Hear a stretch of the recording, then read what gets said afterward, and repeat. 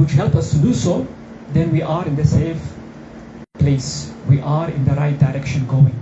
But to put ourselves in an environment where everyone around us is not helping us, this will result in the opposite, in the decrease of Iman.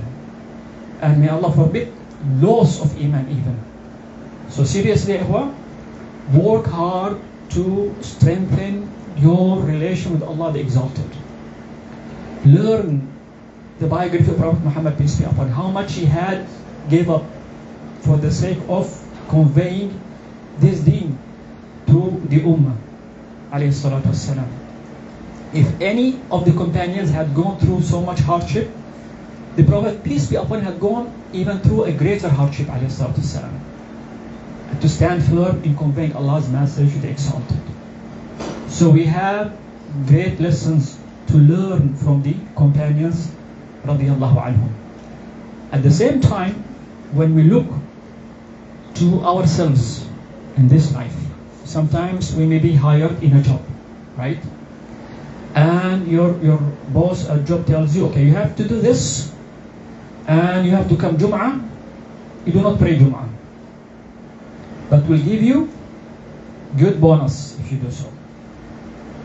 Maybe, Allah Musta'an, some of us will give the issue a second thought. Oh, this is very tempting. Let me just do it for 2-3 Jum'ahs, then I'll do repentance, come back to Allah subhanahu wa ta'ala after I gain some money. Of course, this is something that shows that Allah really has not the well-deserved grandeur from our side toward Him. This shows that we are not glorifying Allah in the appropriate manner. To give up the promise of Allah subhanahu wa ta'ala for a transient profit in this life. Like you work for 3-5 Fridays and you collected some money there. How long is it going to last with you? Is it worth giving Allah's promise in the eternal bliss in Jannah? Definitely not. Such a person will behave in a such way only if his relation with Allah subhanahu wa ta'ala is not that strong. Allah says, describes this dunya for us. He says, اعلموا أنما الحياة الدنيا لعب ولهو وزينة وتفاخر بينكم وتكاثر في الأموال والأولاد. Know that this life is nothing but enjoyment, diversion, adornment, and takathur, increase, and competition in increase of wealth and children. And he described this life, subhanahu wa ta'ala, he said, كَمَثَلِ غَيْثٍ أَعْجَبَ الْكُفَّارَ نَبَاتُهُ ثُمَّ يَهِيجُ فَتَرَاهُ مُصْفَرًّا ثُمَّ يَكُونُ حُطَامًا وَفِي الْآخِرَةِ عَذَابٌ شَدِيدٌ وَمَغْفِرَةٌ مِّنَ اللَّهِ وَرِضْوَانٌ وَمَا الْحَيَاةُ الدُّنْيَا إِلَّا مَتَاعُ الْغُرُورِ. Allah describes that this life is nothing but a rain which comes down, and that rain produces plants in which the farmer enjoys looking at. And then this plant becomes dry, becomes yellow, then becomes debris, and it's gone. And he says, subhanahu wa ta'ala, and that before Allah subhanahu wa ta'ala is the great reward and the great torment, great punishment from Him. But this life is nothing but a delusional life. So full of delusion. It may entice you to come toward it. This woman smiled to me and she looks like she likes me. Let me go follow her. And I lose my deen. That man is offering me money, but he wants me to do something haram. Let me go for the money. And inshallah ta'ala later on I will repent to Allah subhanahu wa ta'ala. We cannot guarantee that we will live until that moment of repentance would come, subhanAllah. That's why do not be lured by this beauty of this life, because it is delusional. And what lasts and remains with you is your relation with Allah subhanahu wa ta'ala. This is why the Sahaba had given up so much of their time and life for the sake of winning the love of Allah subhanahu wa ta'ala. And if we looked also, Musab ibn Umair, he did so much work and worked so hard to call his mom to Islam. But she refused, of course. And at the end, when she chose not to accept the deen of Allah subhanahu wa ta'ala, he left her, while still doing his best to call her to Islam.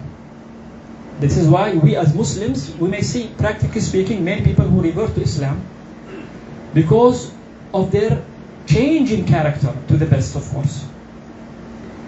This impacts their parents when they see this change to the best in their young boy.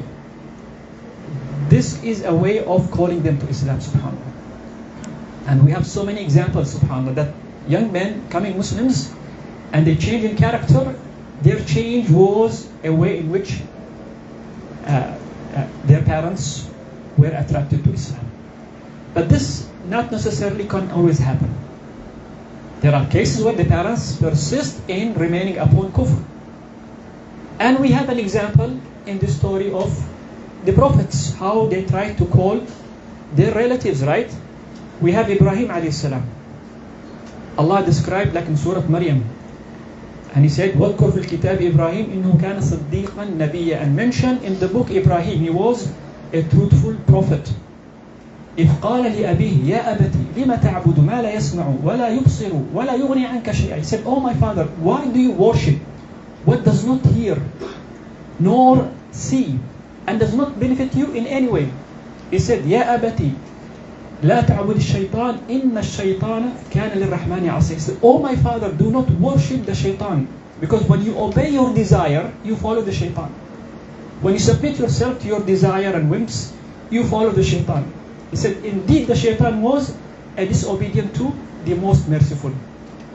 He said, يا أبت إني أخاف أن يمسك عذاب من الرحمن فتكون للشيطان وليا. He said, oh my father, I fear that you may be touched by a punishment from the All-Merciful, and you would be a companion to the shaitan, meaning in hellfire.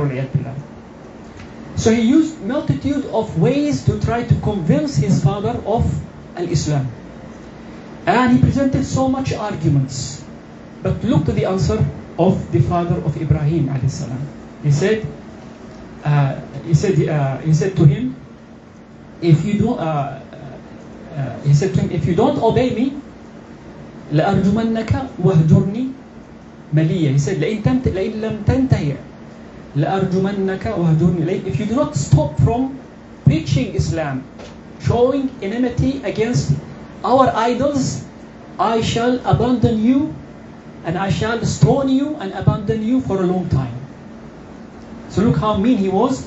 Yet he said later on, سأستغفر لك ربي إنه كان بي حفيا. Later on he said, I shall, despite all that, ask Allah to forgive you. For Allah was so much like taking care of me. But later on Allah subhanahu wa ta'ala ordered Ibrahim not to make istighfar for the kuffar. So even the Prophet Muhammad, peace be upon him, in Mecca, when his own uncle, paternal uncle, was his guardian, and he was protecting him from the kuffar of Mecca, he was doing his best to call him to Islam until the moment that he was about to die. He was telling him, Ya Am, قل كلمة أحاج لك بها عند الله. He said, oh my uncle, say a statement meaning La ilaha illallah, I shall plead for you before Allah the Exalted. And next to him was Abu Jahl and Abdullah ibn Abi Umayyah, two heads of the pagans of Mecca. They were telling him, أَتَرَغَبُ عَنْ مِلَّةِ عَبْدِ الْمُطَّلِبِ. Are you going to turn away from the deen of your father, Abdul Muttalib? Meaning remain upon the disbelief like they are upon. Until he died, or before he died, he said that he is upon the way of his father, not accepting Islam. This is one of the closest and most dear people to the Prophet, peace be upon him. He chose not to believe in him. Although deep in his heart, in many cases he uttered that Muhammad's deen is the best. Yet the shaitan and the whisper of the evil peers, when you hang out with the wrong people, they don't help you out to be a righteous person. They'll do their best to make you be one of them. You hang out with the wrong company, you shall be one of the heard. So save yourself from falling into the trap of having or being in the wrong environment. Do your best to always be around the right people. And again, do not feel sorry if a close relative does not become a Muslim or a practicing Muslim. You do your share. And include him in your dua to the best that you can. And Allah has His way to run this universe. So again, seriously, Ihwa, let us read the biography of those companions and how much they have given for the sake of holding to their deen. Why we need to hold our deen? These days, there is so much temptations out there. Everything around us, sadly speaking, is drifting us away from Allah subhanahu wa ta'ala. And if we don't work hard to save ourselves from being drifted in the wrong direction, then, walayad billah, we may end up in the wrong place. May Allah forbid.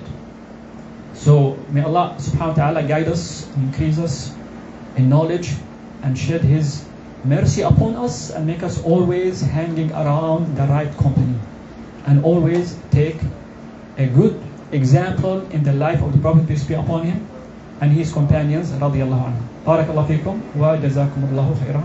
Sallallahu ala nabina Muhammad wa ala alihi wa sahbihi wa sallam.